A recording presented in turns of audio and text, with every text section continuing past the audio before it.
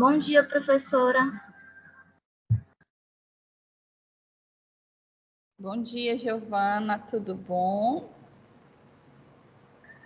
Tudo bem, graças a Deus. E a senhora tá bem? Agora estou recuperada, graças a Deus. Mas passei Graças a Deus. maus momentos, mas já estou bem. Vamos aguardar só um pouquinho, tá, Giovana? Para ver se entra mais algum colega, tá bom? Tudo bem, professora. Era sua mãe que estava doente? Foi você que me falou, Giovana? Não, professora, graças a Deus a minha família tá tudo bem. Eu acho que foi outra pessoa. Ah, tá bom.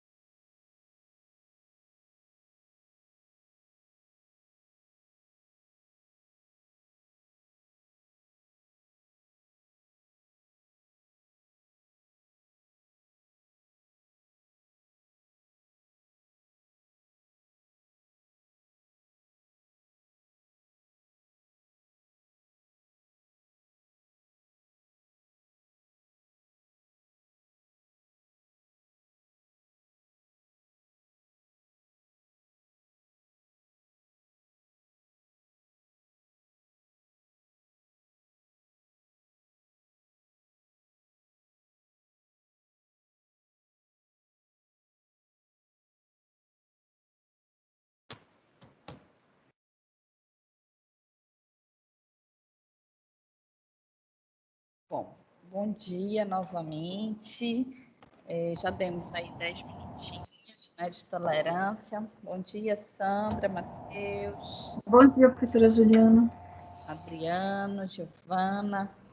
Então, vamos lá. Hoje nós vamos falar sobre a elaboração de documentos. Na verdade, é um assunto que vocês já viram em disciplinas anteriores, né, de métodos e técnicas, mas nós vamos fazer uma lembrança novamente e vamos também comentar sobre esse processo dentro da psicologia jurídica, tá? Mas não difere muito dos processos de avaliação psicológica que a gente já realiza. Na verdade, é a mesma coisa, né? Só que a gente, em alguns momentos, tem alguns recursos diferentes, tá? Então, a gente vai justamente fazer essa revisão e comentar essas questões ligadas à psicologia jurídica. Então, na aula passada nós estávamos falando, né, sobre a atuação do psicólogo perito e psicólogo assistente, que então, tá dentro da resolução 008 de 2010, que faz todo o aparato, né, regulamenta a nossa atuação como perito e institui de que forma nós devemos atuar como perito ou como assistente, né? Então, caso vocês queiram aprofundar, a resolução de atuação do psicólogo como perito e assistente é a 008 de 2010.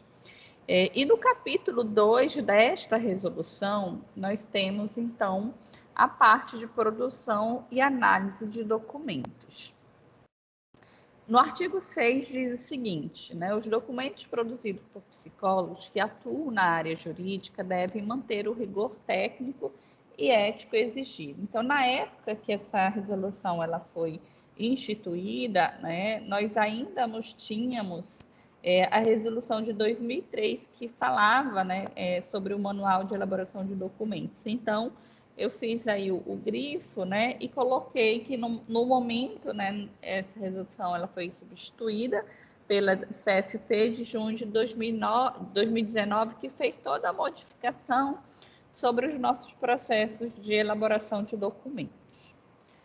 E aí continua, né, no artigo 7, fala o seguinte: em seu relatório, o psicólogo perito apresentará indicativos pertinentes à sua investigação que possam diretamente subsidiar o juiz na solicitação realizada, reconhecendo os limites legais de sua atuação profissional, sem adentrar nas decisões que são exclusivas às atribuições do magistrado.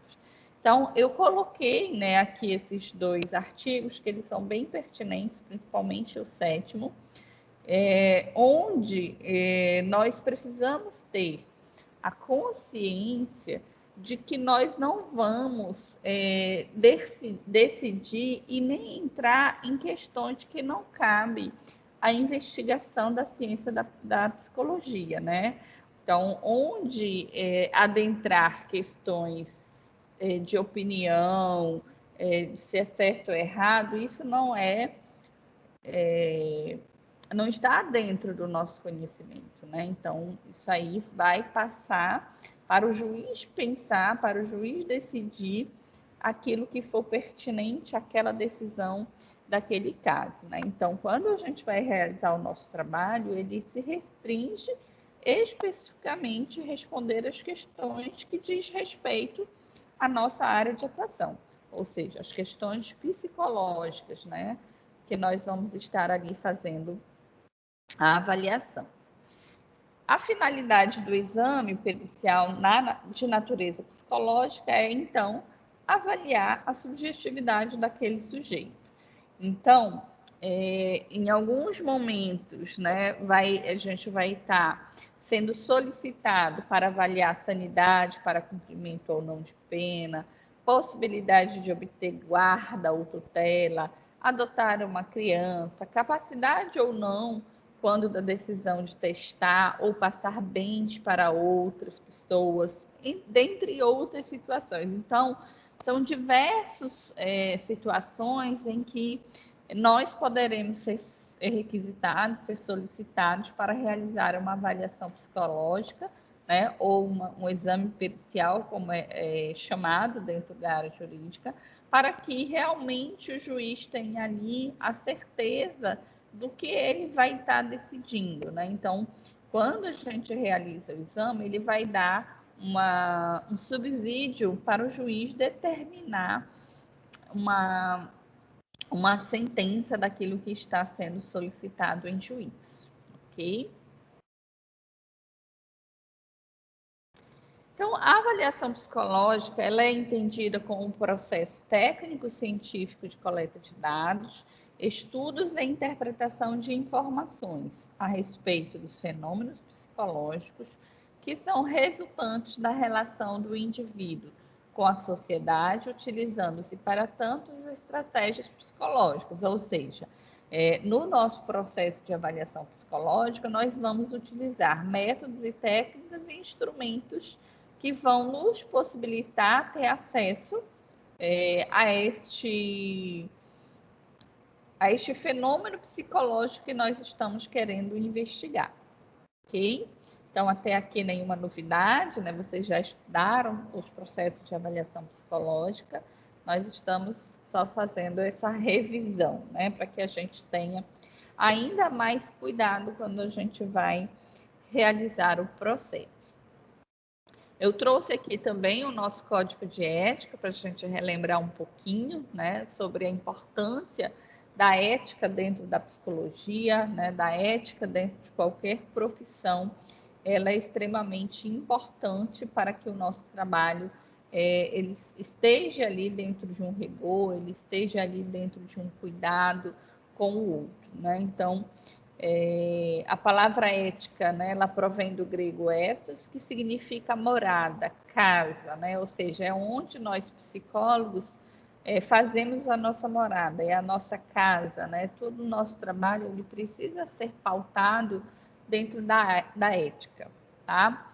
Então, são formas de habitar o mundo, jeitos de ser e de viver, princípios que norteiam nossas formas de habitar o contemporâneo, né? Então, são os princípios onde estão as nossas formas de viver, né? A nossa forma de fazer a psicologia, que a gente não pode esquecer. Em qualquer área que a gente esteja, né? Que a gente esteja ali realizando o nosso trabalho, a gente não pode, em momento algum, esquecer do nosso código de ética e desenvolver o nosso trabalho em cima do que diz ali o nosso código de ética. Então, nós temos o nosso código de ética, nós temos a resolução 008 de 2010 ainda vigente, que pauta sobre a atuação do psicólogo perito e do psicólogo assistente, e nós temos, no momento, a resolução 06 de 2009, que é a que fala, né, sobre a elaboração dos nossos documentos, a elaboração dos documentos psicológicos. Então, a gente precisa, né, ter aí a lembrança, o acesso e o cuidado de estar sempre realizando o nosso trabalho, né, se eu estou dentro da área jurídica, pesquisando esses 3 documentos, tá? Se eu vou fazer uma avaliação psicológica, eu não posso esquecer do código de ética, eu não posso esquecer da resolução que versa lá sobre a nossa atuação enquanto perito na área jurídica e nem da resolução atual que fala sobre o nosso processo de elaboração de documentos. Então, são resoluções que a gente precisa consultar, estudar, para que a gente desenvolva o melhor trabalho. A avaliação psicológica, então, né, nós vamos utilizar, né, práticas para, em geral, para que, por exemplo, a gente pode utilizar enquanto técnica, né, a entrevista, né, a gente pode realizar um exame criminológico, né, então a gente vai usar que técnica, né, vai me auxiliar para realizar esse processo de investigação, o processo e a direção dessa entrevista, ou seja, como nós vamos realizar o nosso trabalho de avaliação psicológica. A técnica da entrevista, né, ela deve ser realizada com rigor e parâmetros científicos. Então, eu preciso pensar, né, nessa avaliação que eu vou realizar, no que eu vou perguntar, que entrevistas são pertinentes que vão me ajudar na avaliação e na investigação daquilo que eu quero avaliar. Então, se eu estou fazendo uma avaliação para guarda, né, então eu preciso estruturar essa minha entrevista com perguntas que serão pertinentes e que me ajudará a realizar essa avaliação. Então, a entrevista é uma técnica extremamente importante em qualquer processo de avaliação psicológica, né? Eu digo que a gente pode até fazer uma avaliação sem teste, mas a gente não pode fazer uma avaliação sem entrevista, né? Então, essa questão da entrevista, da observação, elas são instrumentos extremamente importantes no nosso fazer, no nosso processo de avaliar, tá? E o teste, ele vem como um complemento que eu também considero como essencial, tá? Mas vai aí, né, de cada profissional está determinando o que ele vai utilizar enquanto técnica na realização do seu processo avaliativo. Então, a técnica da entrevista, né, ela envolve aí o processo de experiência e habilidade. Então, quanto mais entrevistas eu realizo, mais eu vou desenvolvendo a minha habilidade, a minha experiência, né, a minha capacidade de perceber, o meu processo de reconhecer, de avaliar, ele vai se aprimorando, tá? Então, quem, por exemplo, quer atuar dentro da área jurídica, pode começar, por exemplo, indo para a área clínica, que vai dar, né, muito embasamento nesse processo de avaliação, de conhecer o outro, na habilidade de entrevistar, né? É uma área que é muito importante, né? A área clínica para os que vão querer atuar dentro da psicologia jurídica. Então, se você quer começar pela psicologia jurídica, você pode começar atuando, por exemplo, dentro da área clínica, que vai te dar muito embasamento, né, com essa questão aí dos processos de avaliação. O treino e a capacitação permite a discussão dos aspectos práticos dos procedimentos, tá? E a supervisão consolida a aprendizagem. Então, aqui também, dentro da área da jurídica, né, quem iniciar nos processos, a gente também recomenda que nos primeiros momentos, né, seja no primeiro ano, né, que a pessoa procure supervisão de um profissional já experiente na área para estar auxiliando, né? Então, é um processo ético muito importante, não é obrigatório, mas é uma sugestão que nós sempre recomendamos, né, para quem está iniciando, seja em que área for dentro da psicologia, que o primeiro momento, né, de início, a pessoa passe pelos processos de supervisão, porque vai auxiliar a dar mais embasamento de atuação. Então, nós analisamos a demanda e vamos, então, a partir dessa demanda, estruturar os instrumentos, o método, né, que nós vamos utilizar para ter acesso, né, ao conhecimento da situação, ao contexto e podermos, então, realizar ali o nosso trabalho. Então, dentro do processo da entrevista, nós vamos ter acesso ao conteúdo manifesto e ao conteúdo latente, ou seja, aquilo que vai vir na entrevista de forma clara e aquilo que vai vir de uma forma não tão clara, né? Mas que eu, na minha habilidade de entrevistar, vou conseguir ter acesso, tá? É importante que a gente consiga estabelecer um bom vínculo, tenhamos empatia com aquele que a gente vai estar avaliando, né? E é importante que a gente também não se envolva no processo, no sentido de me mobilizar com a história do outro, ou me mobilizar com aquela pessoa que eu estou realizando o meu processo de avaliação, tá? Então, eu estabeleço vínculo, eu trabalho a minha empatia com aquela pessoa, mas eu também preciso manter a minha neutralidade no processo para que isso não tenha nenhum tipo de interferência, ok?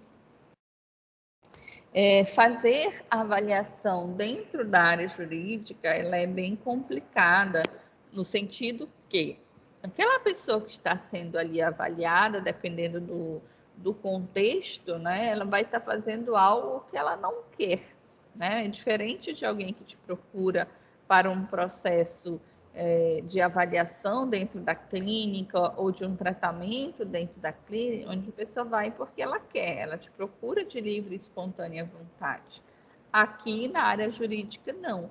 A pessoa vai passar por um processo de avaliação, mas que não é pela vontade dela, é por uma determinação do juiz, né, que ela precisa ser avaliada. Então, nem sempre, né, aquilo que ela vai estar te apresentando ali é a realidade. Em muitos casos, a gente percebe que a pessoa tenta dissimular uma situação, em muitos casos, ela está ali resistente por passar por aquele processo. Então, por isso, a gente precisa estabelecer um bom vínculo, né, para que essa pessoa fique ali no processo mais desarmado.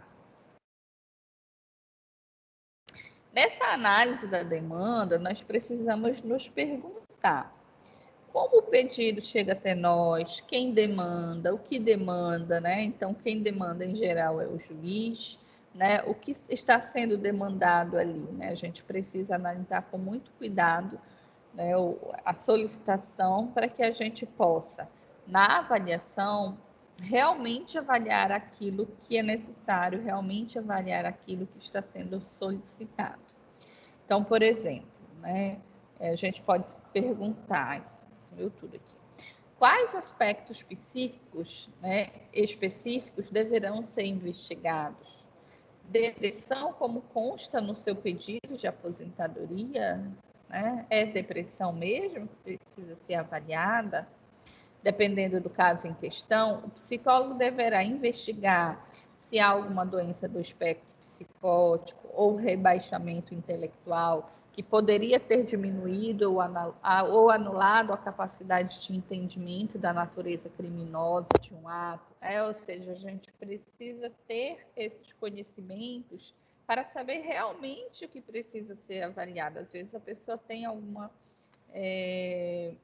dificuldade cognitiva que se confunde com o espectro autista, né? Então eu preciso fazer essa diferenciação do que realmente precisa ser avaliado.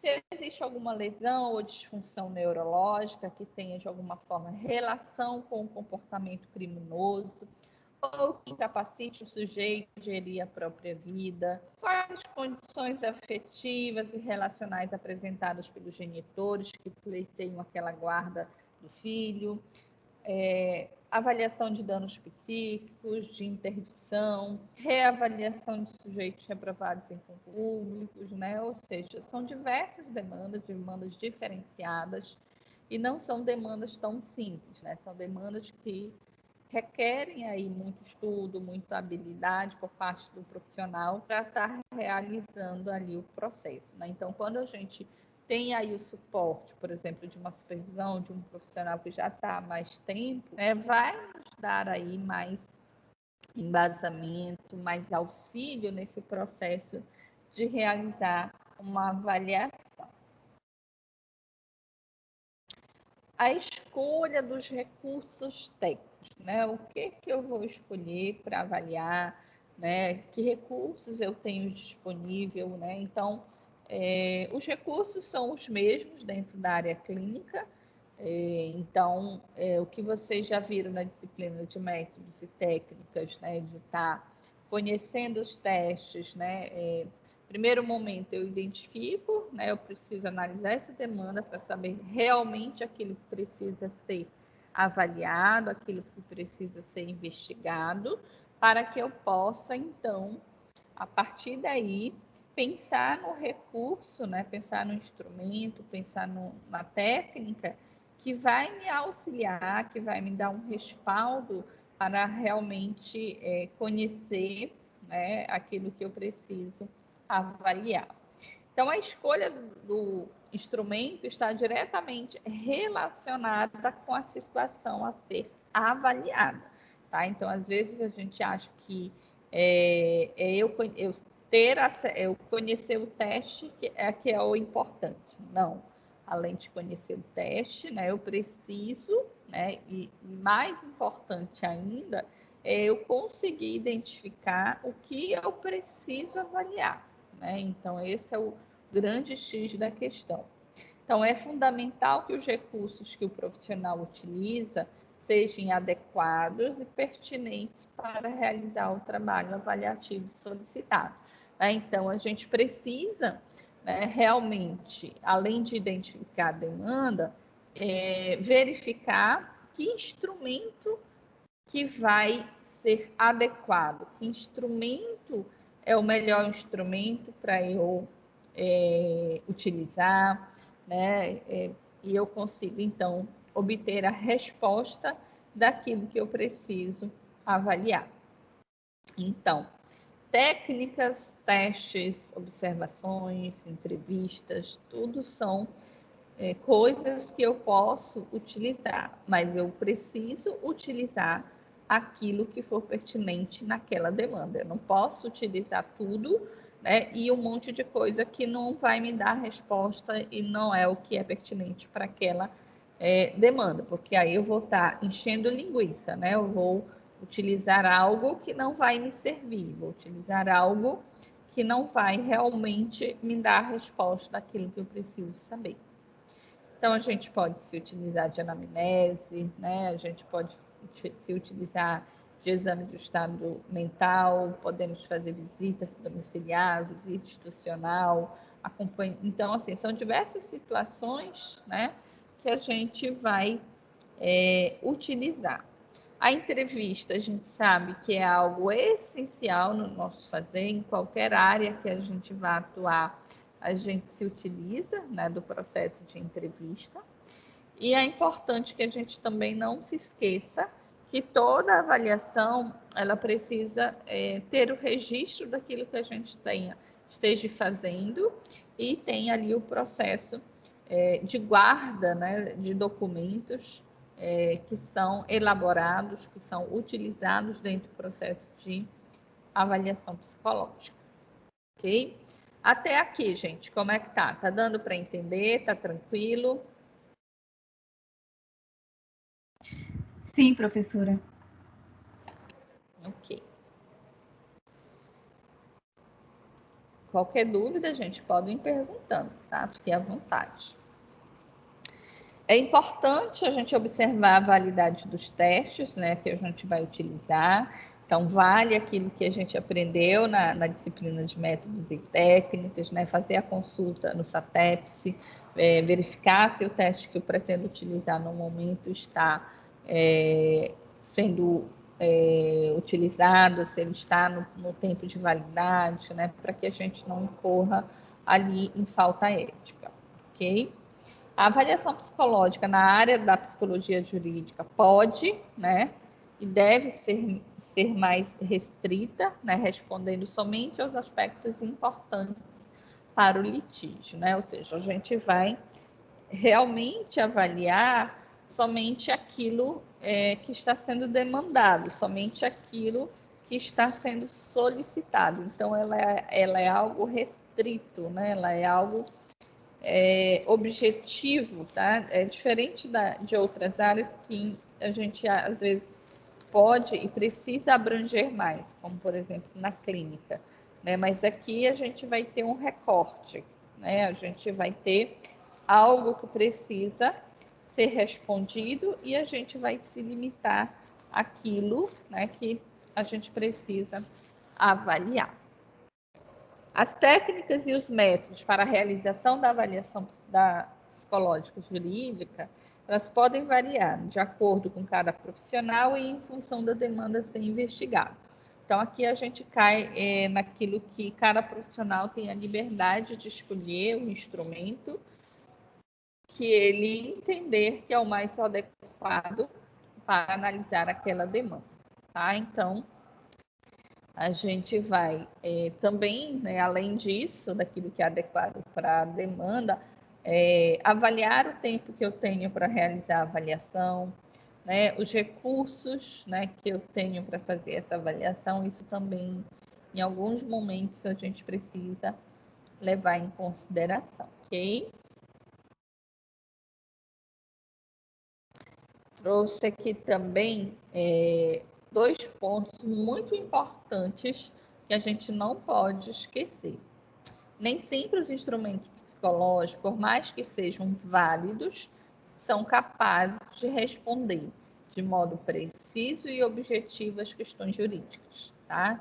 Então, aquilo que às vezes a gente acha, vou utilizar teste específico da psicologia jurídica para responder tal coisa. Nem sempre, né, o teste ele vai conseguir responder aquilo que a gente precisa. Para isso vai a minha habilidade de compreender e de entender qual teste ou qual recurso eu posso me utilizar que vai me ajudar de uma forma um pouco mais precisa para aquilo que eu realizo, para aquilo que eu preciso avaliar, ok?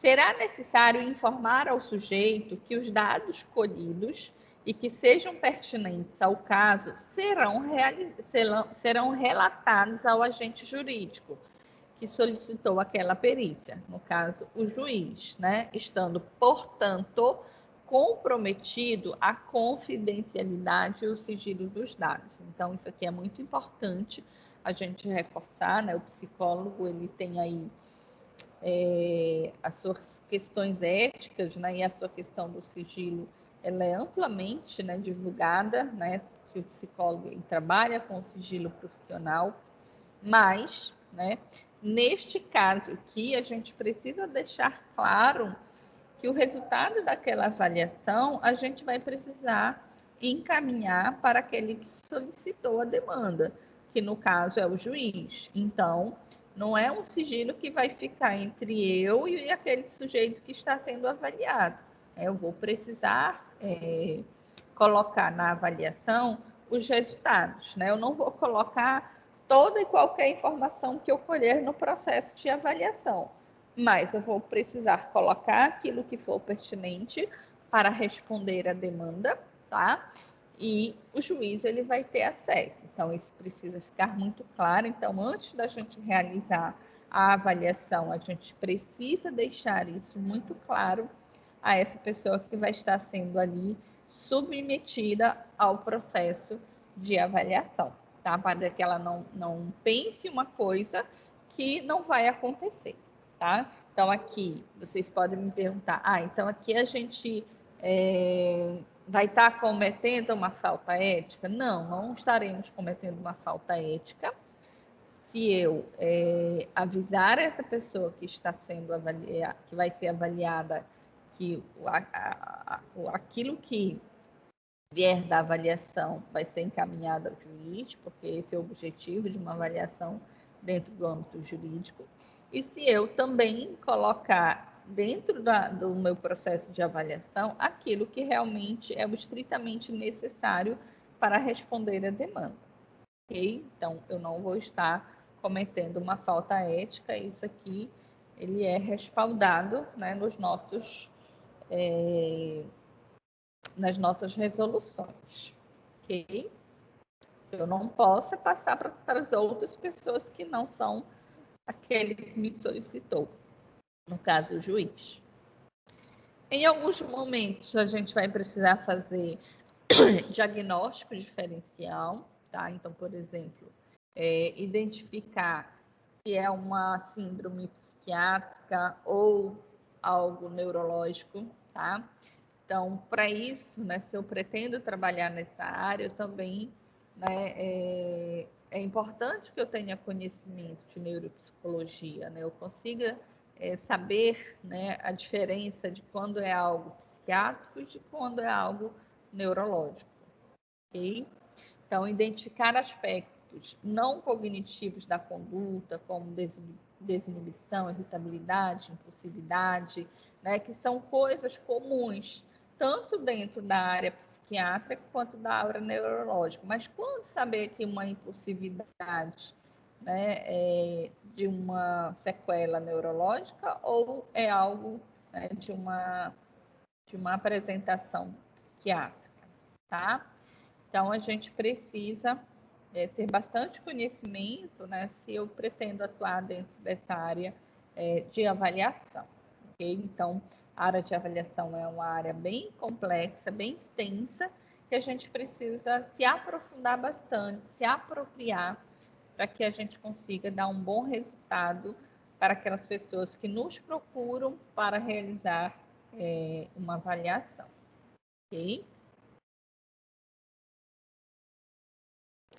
A avaliação de personalidade é uma demanda bem grande dentro da perícia jurídica, a gente pode dizer que é uma das maiores demandas, né, dentro desse contexto da área jurídica, onde a gente vai investigar o grau de controle dos impulsos, relacionamento interpessoal, controle emocional, agressividade, presença de psicopatologia, ok?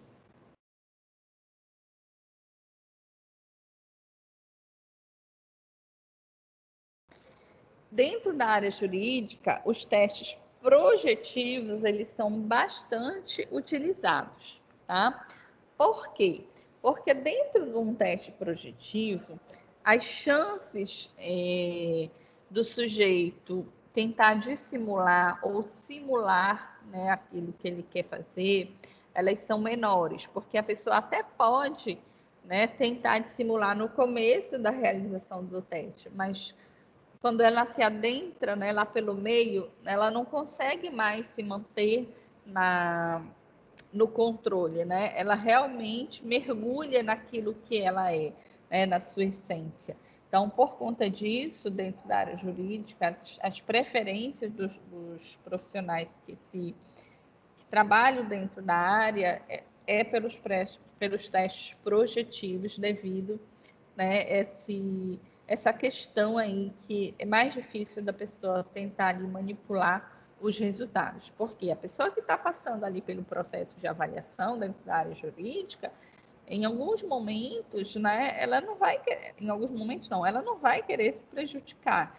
Então, em alguns momentos, ela vai tentar dissimular o resultado, né? Ela vai tentar manipular para que aquele resultado, para aquela avaliação não venha a lhe prejudicar. Então, quando a gente utiliza os testes projetivos, a gente consegue diminuir, né, essa questão aí dessas tentativas de manipulação dos dados, de manipulação dos resultados, ok? Os testes objetivos, eles são mais fáceis de serem manipulados, né? Os testes projetivos, não, a gente já viu isso também, são aqueles testes, por exemplo, de questionário, aqueles testes de responder, né? São testes que, em geral, né, as pessoas elas têm mais facilidade de tentar manipular aquele resultado aí. Então, eles são utilizados dentro da área jurídica, mas eles não são os preferidos dos profissionais que atuam, tá? Em geral, a maioria dos profissionais, eles têm a preferência pelos testes projetivos dentro dessa área, tá? Então, por exemplo, eu coloquei aqui um teste objetivo, né?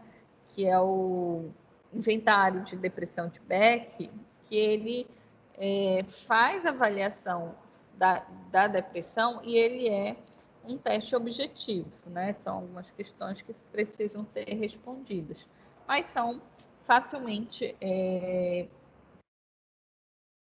pode ser, né, facilmente manipulado por aquele sujeito que vai responder, tá?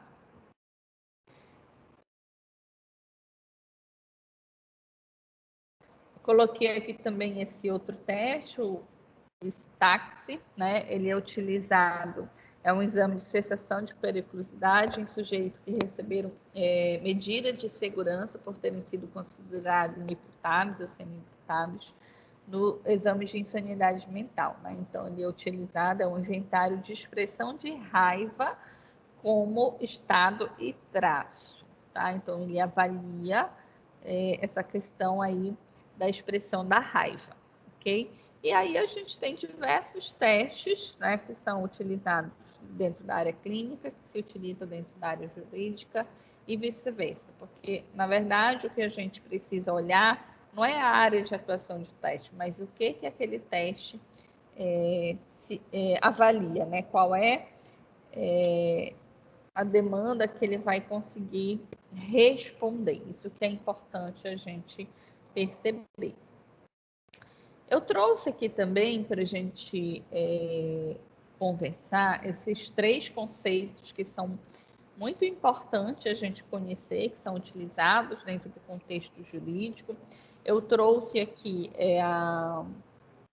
o conceito, né, de cada um, mas a gente também precisa entender que aqui, né, está numa caixinha que vai parecer simples, tá?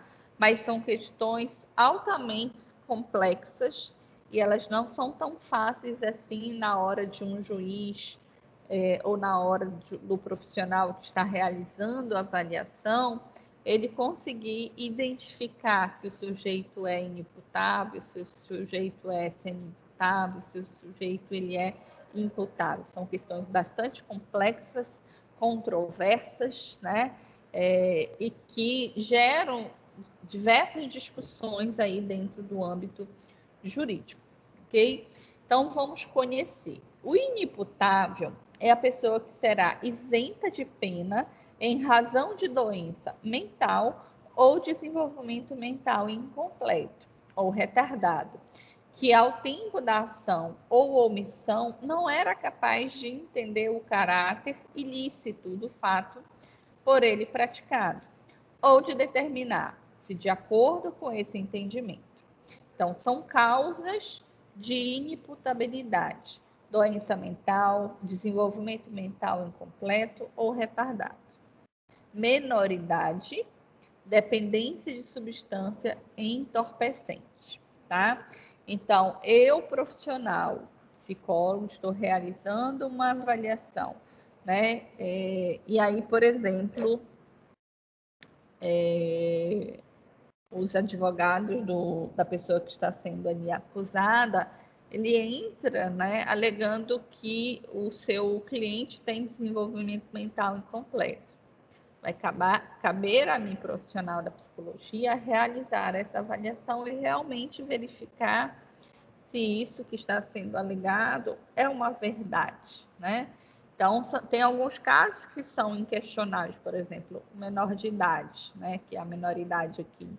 Isso aí é fácil da gente saber, mas as outras questões a gente vai precisar ter habilidade, vai precisar ter experiência, vai precisar ter conhecimento, né, para que a gente possa realmente reconhecer. E alguns momentos, né, há muitas questões que se confundem, né, que se misturam, né, então não é tão fácil quanto parece, como está aqui na caixinha, ok? Os semi-imputáveis são aqueles que não têm a plena consciência ou, né, são temporariamente incapazes, mas não é isento de pena ou medida de segurança, mas eles acabam tendo uma pena atenuada, né, uma pena diminuída, né, quando eles são considerados inimputáveis. Então, por exemplo, né, são considerados semi-imputáveis, um psicopata, e tem diversas outras questões, né, onde aquele sujeito, naquele momento, por exemplo, ele teve um surto, tá? Ele, naquele momento que teve o surto, ele também pode ser considerado semi-imputável. Mas aí, como atestar que naquele momento foi um surto, né? Então, aí vai precisar dessa habilidade do profissional para realizar, né, essa avaliação e conseguir identificar aquilo que está sendo demandado ali no processo. O imputável é quando o indivíduo, sem condições de entendimento mental, aliás, sem condições não, sem limitações de entendimento ou mental, possui a capacidade de entender o fato como lícito e agir de acordo com esse entendimento. Então, é aquele que pode receber a acusação por meio de queixa-crime ou denúncia do órgão público pela prática de um delito, tá? Então, o imputável é aquele que ele tem plena consciência dos seus atos, ele sabe o que ele fez, né? Ele não tem ali nenhum tipo de comprometimento, tá? Ele realmente ele é pleno e capaz de corresponder pelos seus atos, tá? Então, é o considerado imputável, tá? Os inimputáveis e os semi-imputáveis, eles podem ter, então, algo aí, né? Por exemplo, um semi-imputável, ele pode ir para um hospital psiquiátrico, né? Mas aí ele vai, não é para o hospital psiquiátrico comum, ele vai para o hospital psiquiátrico penitenciário para fazer o cumprimento ali da sua pena, mas vai ser uma pena atenuada, ou seja, uma pena que vai ser diminuída no tempo de cumprimento, ok? É importante, né, a gente pensar em dois itens, o elemento cognitivo e o elemento volitivo. O elemento cognitivo, ele pode ser entendido como a capacidade mental de conhecer o caráter criminoso da conduta ilícita. Então, eu preciso verificar no meu processo de avaliação, por exemplo, se as questões cognitivas dessa pessoa que eu estou avaliando, elas estão ali plenas, né? Se ele não tem algo de deficiência cognitiva que vai o levar a não ter plena consciência daquilo que ele está realizando. Né? O elemento volitivo, que está ali dentro da vontade, né? Que é a autodeterminação ou o autocontrole de uma conduta. Então, por exemplo, se a gente pensar no psicopata, né? Ele tem comprometimento cognitivo?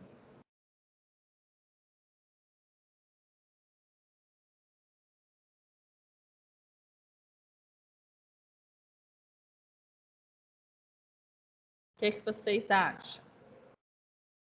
Se o psicopata tem comprometimento cognitivo, professora? Isso. Não. Não. Mas ele tem comprometimento no elemento volitivo?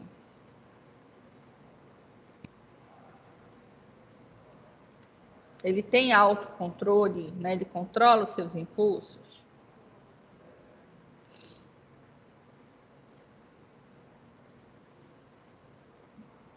O que é que vocês acham?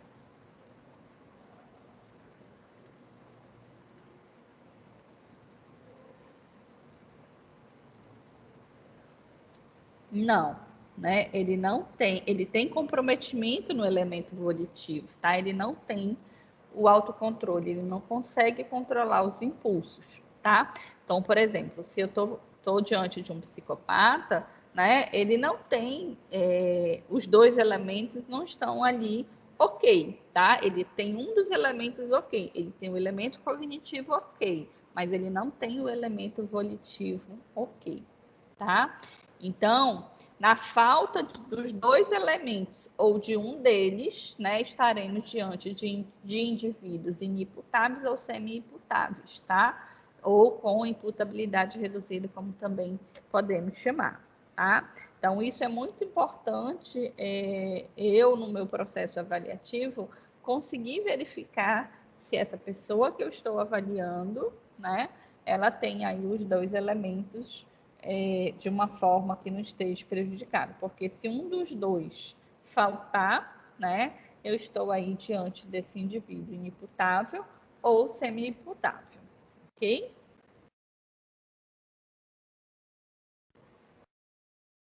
Então, os testes, né, eu trouxe aqui um teste que a gente já conhece, testes que fazem avaliação de personalidade, Rorschach, HTP, TAT, Pfister, palográfico, Zülliger. Temos outros testes, né, que avaliam inteligência, como o WISE, o VISC, né? São testes utilizados para avaliar a inteligência. E temos um teste que ele é bem polêmico dentro da área jurídica.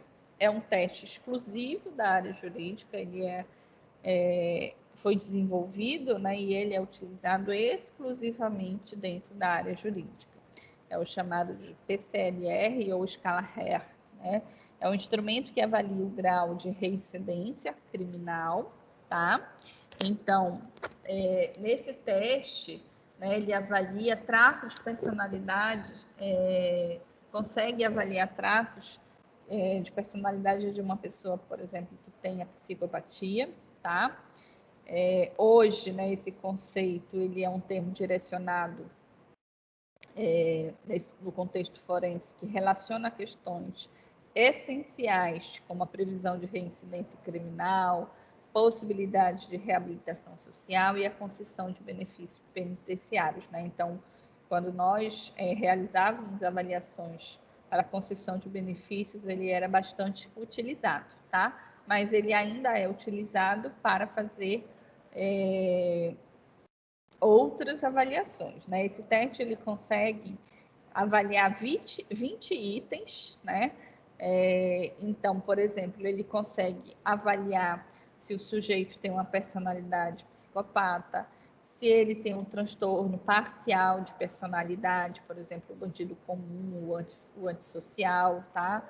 É um transtorno parcial de personalidade. Esse teste ele consegue identificar tanto a pessoa que tem o transtorno global de personalidade, quanto a pessoa que tenha um transtorno parcial, tá? Ou também consegue dizer se a pessoa não tem nenhum transtorno de personalidade, tá? Sendo que ele é utilizado exclusivamente para a população carcerária masculina adulta, tá? Então, ele não pode ser utilizado, por exemplo, no público feminino, tá? E ele consegue avaliar 20 itens, né? Então, é um teste que a gente tem aí como um teste exclusivo dentro da área jurídica, tá? Então, se eu for, por exemplo, fazer uma avaliação de personalidade, eu também posso fazer a escolha por esse teste, se essa pessoa que eu vou avaliar é masculino e é adulto, ok?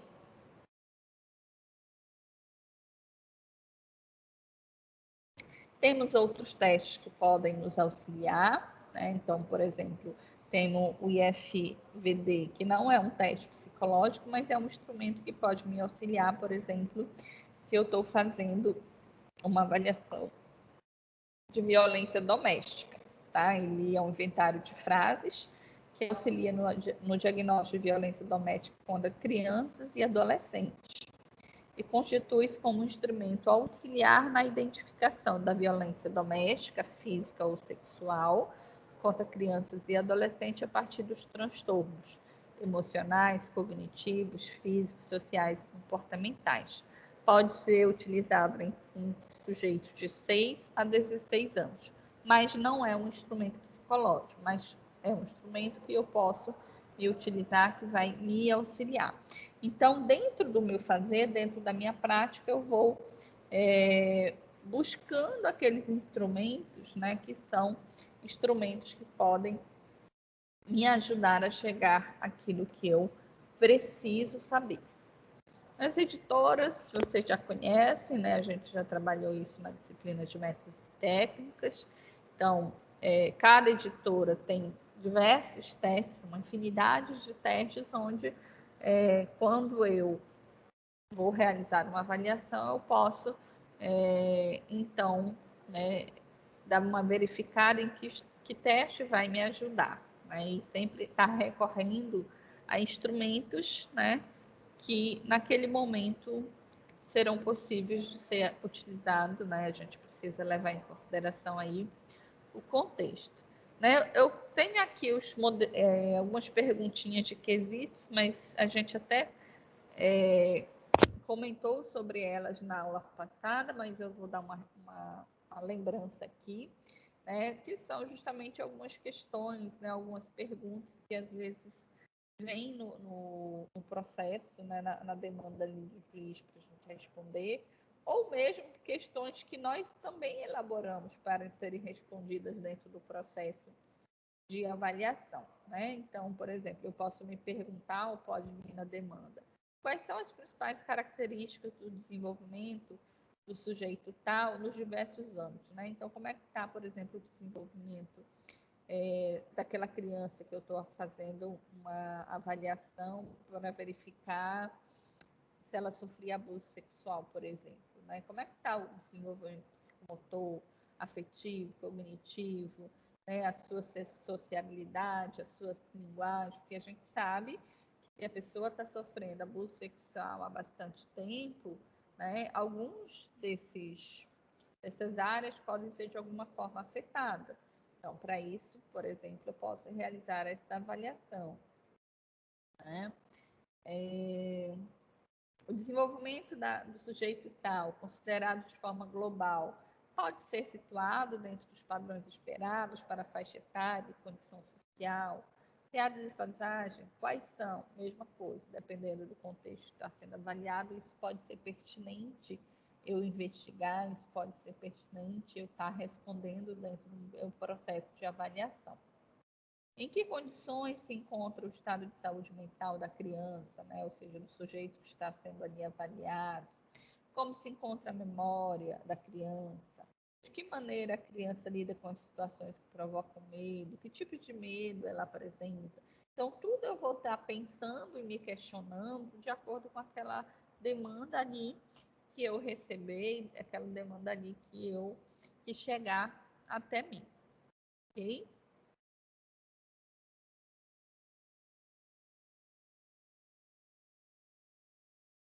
Como avalia os hábitos alimentares, os padrões de sono da criança? Como reage quando frustrada ou contrariada? Como ela lida com seus impulsos? Qual é o estado de humor da criança? Foram observados condutas inadequadas da criança nos diversos âmbitos sociais que frequenta, família, escola, vizinhança? Em caso afirmativo, especificar e indicar as causas mais plausíveis, né? Há achados da avaliação psicológica que evidenciam a possibilidade de ocorrência de atos de violência sexual contra a criança. Em caso afirmativo, especificar. Então, aí vai vir diversos quesitos, eu vou formular diversos quesitos, né? Então, são questões que eu vou estar pensando para poder dar a melhor resposta no meu processo de avaliação, ok?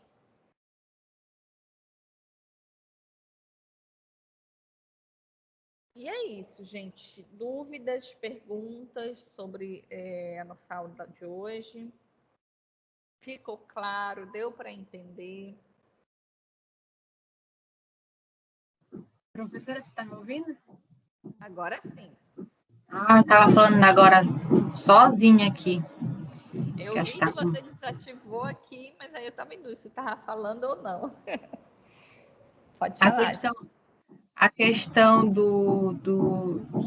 de ser imputável, inimputável, com relação aos... Volte lá isso, volte lá, por favor. Só para eu voltar aqui.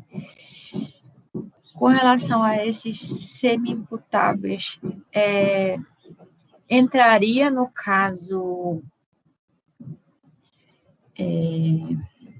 A senhora sabe aquele filme Toque Toque que tem um... Você já assistiu esse filme? Não tem uma pessoa que é o psicólogo que ele chama uns palavrões assim, ele acaba... Sim. Você lembra? Lembro. Pois é. Tourette, né? Sim, Tourette, né? Sim. No caso, essa síndrome, ela poderia entrar porque, vamos supor, essas pessoas, elas falam coisas assim. Elas falam, às vezes, elas podem ser processadas, vamos supor, dependendo do que ela fala, né? Geralmente é xingando, é palavrão, né? É nesse sentido, né? Uhum. Isso daí, será que entraria? Porque, ou seria inimputável? Eu acho que seria inimputável pela questão de ser uma eu não sei se não é um transtorno, acho que é uma síndrome, né? Vamos pensar aqui. Nós falamos que o inimputável, ele precisa ter lá tanto a questão cognitiva quanto à questão volitiva. Né? Então, ali, por exemplo, naquele que era o psicólogo ali, a questão cognitiva dele estava ok. Então, ele não pode ser considerado inimputável, tá? O semi-imputável é algo que nós vamos precisar avaliar e é algo que ele é bem questionável e bem controverso, tá? Porque o que é o semi-imputável? A questão cognitiva pode estar ok, mas a questão volitiva pode ser algo que independe da pessoa. Mas, por exemplo, se ela estiver fazendo tratamento, se ela estiver fazendo uso de medicação, pode estar ok essa questão. Então, vai depender muito da situação e vai depender muito do caso. Por exemplo, tem pessoas que elas são imputáveis no sentido de que elas não têm nada, mas em um determinado momento que ela tem ali o crime, né, ela comete o crime, ela teve um surto, né? Por exemplo, tem casos em que a pessoa, por exemplo, o bandido matou a mãe da pessoa. Ela não tem nada em termos de transtorno, ela é plenamente capaz, né, de responder pelos seus atos, mas ela fez um processo de surto e acabou matando o criminoso, por exemplo. Né? Então, naquele momento do surto, ela pode ser considerada semi-imputável. Mas como eu vou conseguir atestar que ela, naquele momento, teve um surto? Se não foi um acesso de impulsividade, se não foi um acesso de raiva.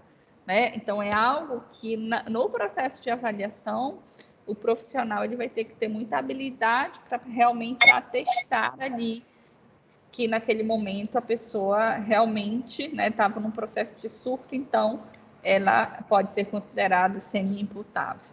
Né? Essa pessoa aí do exemplo do filme, né? Eu vou ter que realmente ali conseguir comprovar na minha avaliação que no momento que ela, digamos, ela cometeu um crime, né? Mas aí, por exemplo, se a gente vai pegar a síndrome, sim, de Tourette, né? Ela não vai matar ninguém, ela vai, no máximo, chamar um palavrão. Eu pensei exatamente disso na questão Entendeu? de não de o crime, vamos dizer assim, vamos supor, dele falar alguma coisa, né? E não sei como é o nome do crime em si, mas de precisar De ofensa. nesse sentido, né? Que dependendo do que a pessoa fale, pode dar uma bronca, né? E aí sim, aí sim tem a questão. Olha, por exemplo, ele tinha umas diante de algumas mulheres que passavam na rua, ele falava umas coisas, e aí seria assédio, entendeu? Tudo isso cheguei a pensar, né? Aí neste caso, né, o profissional ele pode justamente fazer a avaliação e identifiquei que ele tem a síndrome tal e quais são as características da síndrome, né? Então aí depende da vontade dele, né? A questão cognitiva dele, ok, mas a questão volitiva realmente acontece, né? Mas ele estava fazendo uso da medicação, ele não estava, então são as questões que o profissional vai investigar para poder auxiliar ali ao juiz a decidir, mas eu não vou colocar na minha avaliação se ele deve ou não receber a pena por conta da doença dele. Eu vou apenas, né, responder, fazer a minha avaliação com relação à doença, né? O que ele apresenta, né? Quais são as limitações, né? Então a gente vai entrar nesse sentido. Mas o caso pode ser sim, né, em momentos ser considerado semi-imputável nesse sentido, porque o cognitivo dele ok, mas a volição, né? Mas aí entendendo que a volição, neste caso, vai até onde? Né? De um psicopata, a falta de impulso dele pode levar até matar alguém, mas de uma síndrome de Tourette, não, né? Não vai levar até isso. Então, é neste sentido. Para isso, a gente precisa ter, né, o conhecimento na hora de fazer a nossa avaliação e utilizar os recursos. Ficou claro, Giovana? Sim, professora. Perfeito. Mais alguma pergunta, gente? Alguma dúvida? Estou aqui para ouvi-los.